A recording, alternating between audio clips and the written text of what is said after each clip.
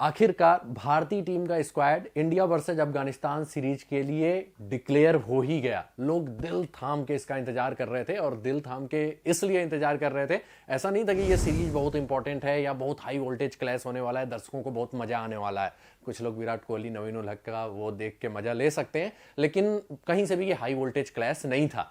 लेकिन इस स्क्वाड में ना कुछ ऐसी चीजें थी जो पूरे क्रिकेट प्रेमियों का दिल में मतलब बैठ चुकी थी, और सबसे बड़ी बात, सबका दिल एकदम धक धक धक धक किए जा रहा था। क्यों किए जा रहा था? क्योंकि इस स्क्वाड से इंडिया की फ्यूचर प्लानिंग तय होने वाली थी कि अगले टी20 वर्ल्ड कप में कौन खेलेगा कौन नहीं खेलेगा, और साथ ही साथ दो सुपरस्टार खिलाड़ियों के भविष्य का फैसला भी होने वाला था। और वो सुपरस्टार मतलब ऐसे वैसे सुपरस्टार नहीं थे। Virat Kohli Indian cricket great, या बोल सकते हैं अभी तक के क्रिकेट के सर्वश्रेष्ठ खिलाड़ियों में से एक, मेरे हिसाब से सर्वश्रेष्ठ हैं। तो उनके भविष्य पे भी फैसला लेना था कि वो टी20 खेलेंगे कि नहीं, और साथ ही साथ रोहित शर्मा के भविष्य का भी फैसला लेना था, और ये भी पता करना था अगर वो खेलेंगे तो एज ए कैप्टन खेलेंगे कि कैसे खेलेंगे। तो सब कुछ देखेंगे, हम देखेंगे बेसिकली इस स्क्वाड के बारे में, इस स्क्वाड के एनालिसिस भी करेंगे, और ये भी पता करेंगे कि किन खिलाड़ियों का अब पूरी तरह से टी20 इंटरनेशनल में भविष्य गर्त में जा चुका है। तो देखते हैं, पहले तो जो स्क्वाड डिक्लेयर हुई है वो एक नजर मार लीजिए, फिर इसको आगे हम देखेंगे डीपली। तो ये स्क्वाड इंडिया का डिक्लेयर हुआ है, 16 मेंबर का स्क्वाड डिक्लेयर हुआ है, और उसमें काफी नामी गिरामी चेहरे आपको दिखाई देंगे, जाने पहचाने चेहरे दिखाई देंगे।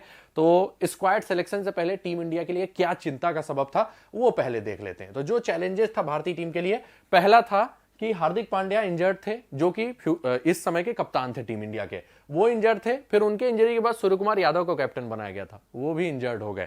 तो ये दोनों लोग तो नहीं होने वाले थे स्क्वाड में, जग जाहिर हो चुका था। ठीक है, तो पहला चैलेंज था कि इनका भी रिप्लेसमेंट लाना था। दूसरा सबसे बड़ा जो चैलेंज था वो ये था कि विराट कोहली और रोहित शर्मा टी20 इंटरनेशनल में आएंगे कि नहीं आएंगे, क्योंकि सेलेक्टर्स ने जब पिछला वर्ल्ड कप मतलब इंडिया हारी थी ना, तभी बोल दिया था कि अब आप लोग हमारे फ्यूचर प्लान में नहीं है। लेकिन कुछ परिस्थितियां ऐसी बदली और कुछ ऐसा प्रदर्शन इन दोनों के बल्ले से आया कि सेलेक्टर्स को भी अपना डिसीजन वापस लेना पड़ा, और बाद में इनसे पूछा गया था, रिपोर्ट पहले भी आ गई, हमने वीडियो में भी कवर किया था कि ये दोनों खेलने वाले हैं। तो लेकिन जब तक ऑफिशियल नहीं हो जाता ना, तब तक तो भाई दिल में संशय बना रहता है। तो वही था, लेकिन वो भी क्लियर हो गया। तो विराट कोहली और रोहित शर्मा को टी20 इंटरनेशनल में वापसी कराना था। तीसरा क्या था, रोहित आएंगे तो एज ए कैप्टन आएंगे या एज ए प्लेयर आएंगे, और अगर कैप्टन आएंगे ना तो वो भविष्य में काफी बड़ी रणनीति है, उसका हम अलग से वीडियो में बात करेंगे।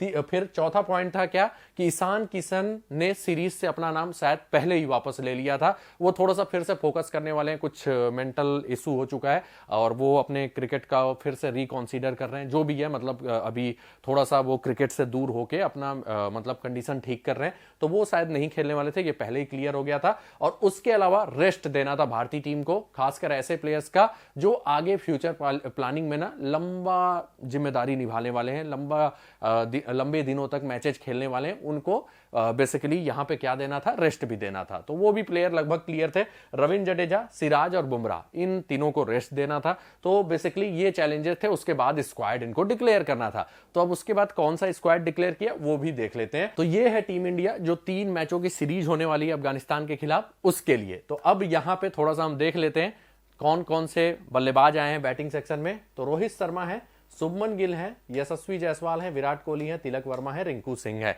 तो आपको एक बल्लेबाज यहां पे जो फॉर्म में थे वो नहीं दिखाई दे रहे होंगे। कौन है वो? ऋतुराज गायकवाड़, और दूसरे एक और हैं श्रेयस अय्यर, वो भी नहीं है। ठीक है, तो ये 2 बल्लेबाज नहीं दिखाई दे रहे हैं, और इससे क्लियर इंडिकेशन मिलता है कि ये अगले टी20 वर्ल्ड कप के प्लानिंग में फिलहाल नहीं है, और खासकर पैकिंग ऑर्डर में थोड़ा सा पीछे हैं इन लोगों के।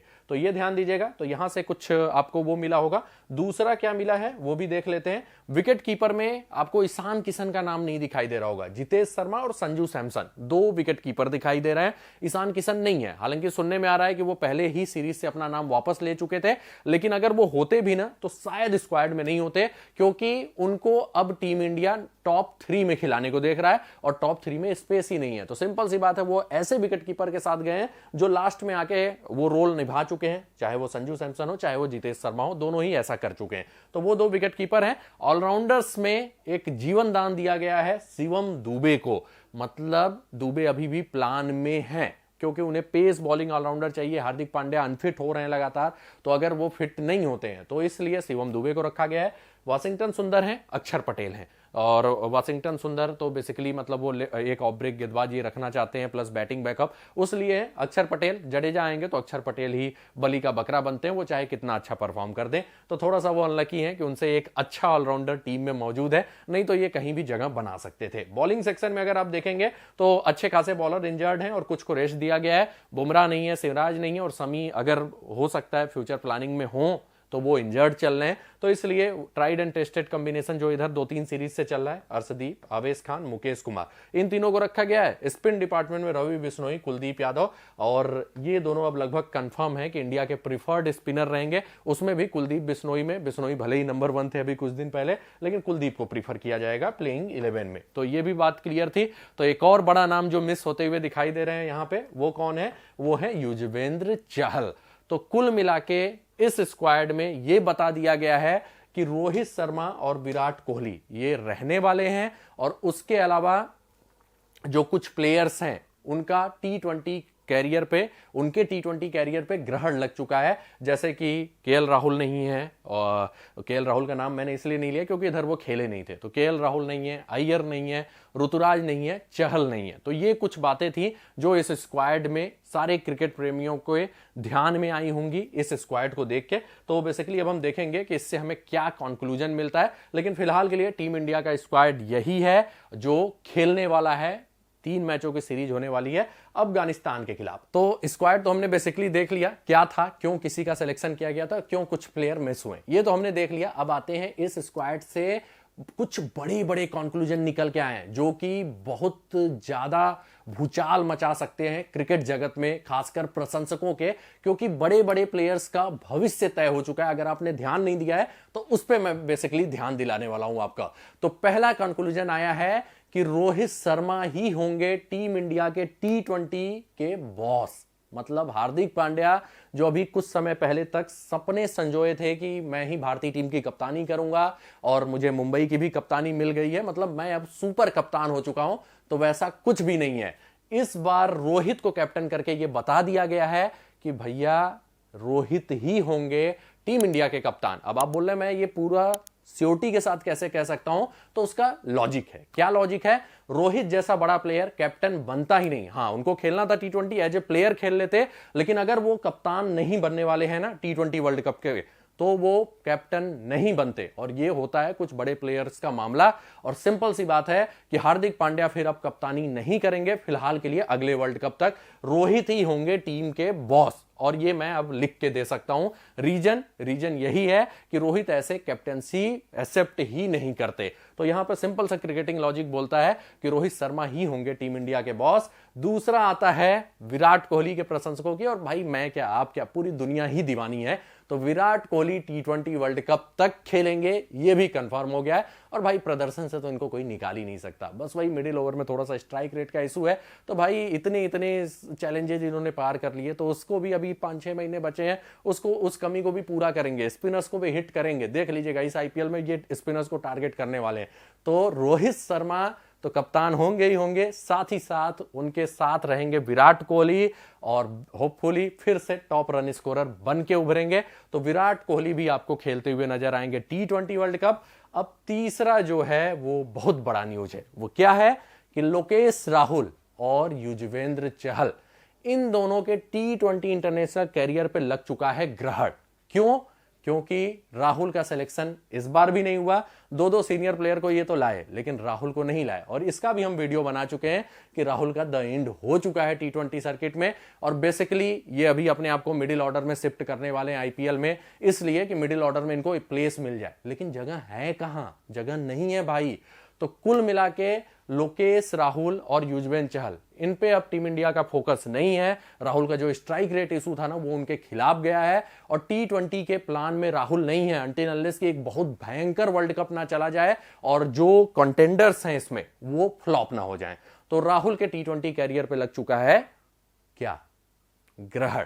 और उसके अलावा युजवेंद्र चहल को एक बार फिर से दरनिकार कर दिया गया है। और ये सीधा साधा मतलब है कि टीम इंडिया के जो फेवरेट रिस्ट स्पिनर्स है ना, वो अब चहल नहीं है, वो है रवि बिश्नोई और कुलदीप यादव। तो ये कुछ बड़े कंक्लूजन निकल के आए हैं इस स्क्वाड से।